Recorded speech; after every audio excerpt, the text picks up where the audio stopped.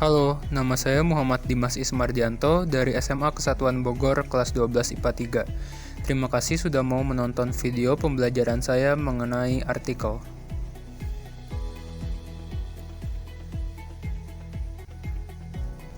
Jadi, apa itu artikel? Artikel merupakan jenis tulisan yang berisi gagasan atau fakta yang dapat membujuk, meyakinkan, mendidik, dan menghibur pembacanya, serta dipublikasikan ke suatu media.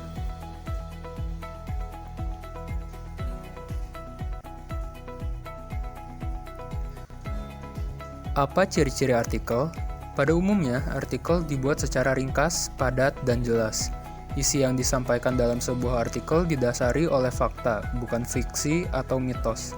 Artikel bersifat informatif dan faktual.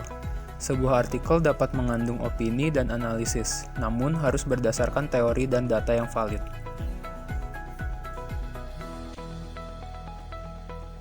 Apa sih jenis-jenis artikel? Yang pertama ada artikel narasi. Artikel narasi adalah jenis artikel yang isinya menceritakan tentang rangkaian peristiwa secara sistematis, yaitu awal, tengah, dan akhir. Di dalam narasi terdapat tokoh, konflik, dan penyelesaian masalah. Contoh dari artikel narasi ada biografi, autobiografi, dan kisah pengalaman. Lalu ada artikel deskripsi. Artikel deskripsi adalah artikel yang berupa karangan menggambarkan tentang suatu hal kepada pembacanya, sehingga pembaca seolah-olah dapat merasakan, melihat, dan mendengar isi dari deskripsi.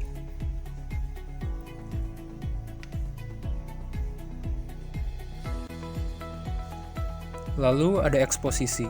Eksposisi adalah jenis artikel yang isinya menjelaskan atau memberikan informasi mengenai suatu topik agar menambah pengetahuan pembacanya. Lalu ada argumentasi.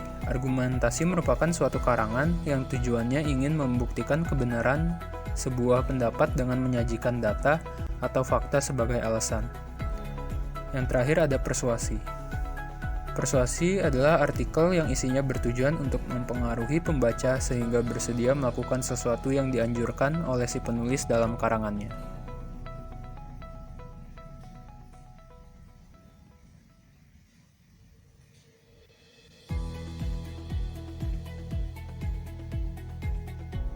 Untuk menemukan informasi di dalam artikel majalah atau surat kabar, kita akan menemukan fakta dan opini yang disajikan secara beriringan. Jadi, apa itu fakta dan opini? Fakta adalah kenyataan atau peristiwa yang benar-benar ada atau terjadi. Fakta biasanya menjawab pertanyaan apa, siapa, kapan, di mana, atau berapa. Sedangkan opini adalah pendapat, pikiran, atau pendirian seseorang terhadap sesuatu.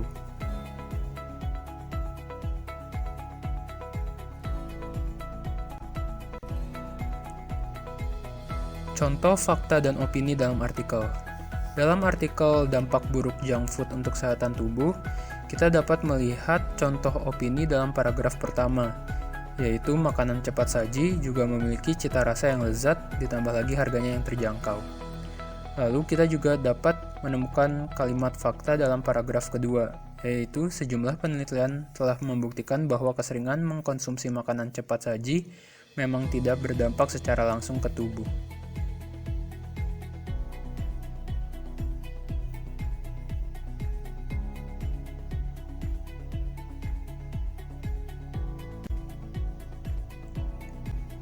Apa ciri-ciri kalimat fakta?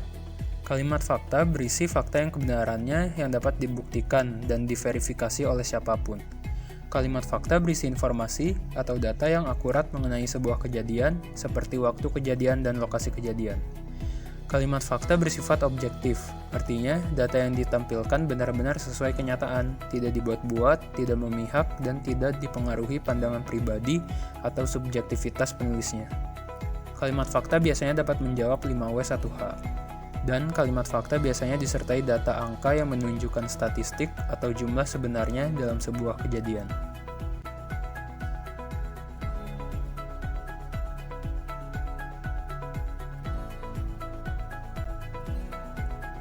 Kemudian, apa ciri-ciri kalimat opini? Kalimat opini tidak dapat atau belum dapat dibuktikan kebenarannya. Kalimat opini bersifat subjektif, yang biasanya diikuti pendapat, saran, dan uraian yang menjelaskan pandangan penulis terhadap suatu masalah atau kejadian. Kalimat opini biasanya menggunakan kata-kata yang sifatnya tidak pasti, contohnya mungkin, rasanya, atau sepertinya.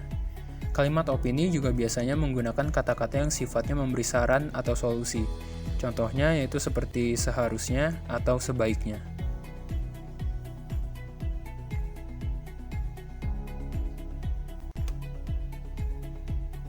Apa itu artikel opini?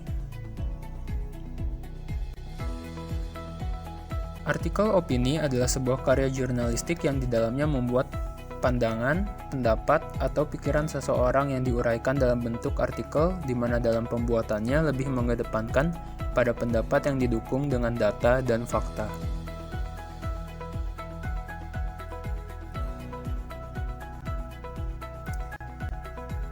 Nah, ciri-ciri artikel opini. Artikel opini datang dari masalah aktual, yang artinya permasalahan tersebut memang ada dan selama ini masih menjadi perbincangan di antara masyarakat. Artikel opini bersifat subjektif, yang artinya artikel itu dibuat berdasarkan asumsi dari sebuah pihak atau pribadi, namun dalam pengambilan kesimpulan tetap menggunakan data dan fakta. Artikel opini menggunakan bahasa yang komunikatif, tidak bertele-tele, dan ringkas penyajiannya.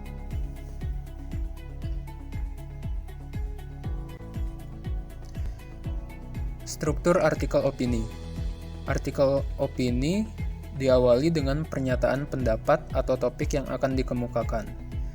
Lalu ada argumentasi, yang berisi beberapa argumentasi tentang pendapat atau pandangan kita terhadap masalah yang dikemukakan. Dan yang terakhir ada pernyataan ulang, yaitu penegasan kembali pendapat yang telah dikemukakan agar pembaca yakin dengan pandangan atau pendapat tersebut.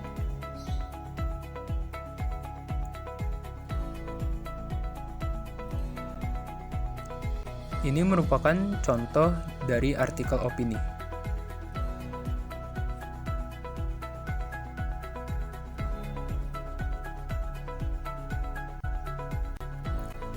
Unsur-unsur kebahasaan dalam artikel. Yang pertama ada adverbia atau kata keterangan. Adverbia adalah kata yang memberikan keterangan kepada kata lain. Contohnya adalah sangat, amat, dan tidak. Contoh dari kalimat adverbia adalah tindakan kriminal adalah akibat dari kelakuan orang tidak terdidik.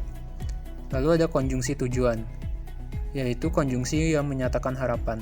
Contoh kata konjungsi tujuan adalah supaya, agar, untuk. Contoh kalimatnya adalah buanglah sampah pada tempatnya agar bumi kita tidak kotor. Yang ketiga ada konjungsi kausalitas, yang menjelaskan bahwa peristiwa yang satu terjadi akibat sebab tertentu.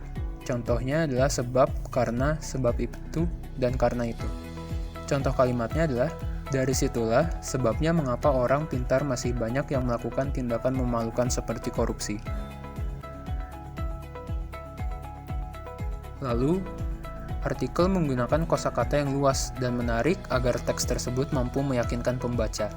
Contohnya aktual, yang sedang menjadi pembicaraan orang banyak. Dan fenomenal, yaitu luar biasa atau hebat.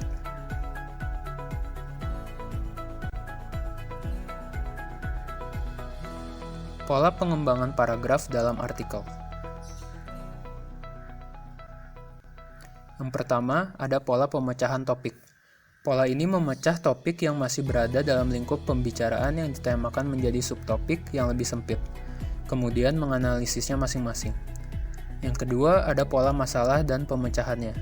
Pola ini lebih dahulu mengemukakan masalahnya. Selanjutnya dianalisis sesuai dengan pendapat pakar atau ahli yang bersangkutan. Yang ketiga ada pola kronologi. Pola ini menyajikan artikel sesuai dengan kronologi, urutan, keberlanjutan bagaimana sesuatu terjadi.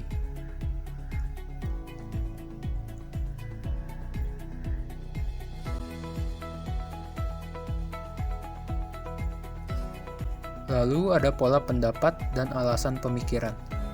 Dalam pola ini, penulis lebih memainkan pendapatnya terhadap suatu masalah dan kemudian memaparkan alasan-alasan pendapatnya itu. Dan yang terakhir ada pola pembandingan. Pola ini membandingkan dua aspek atau lebih dari satu topik, lalu menunjukkan persamaan atau perbedaan. Sekian video pembelajaran dari saya, semoga dapat bermanfaat. Terima kasih.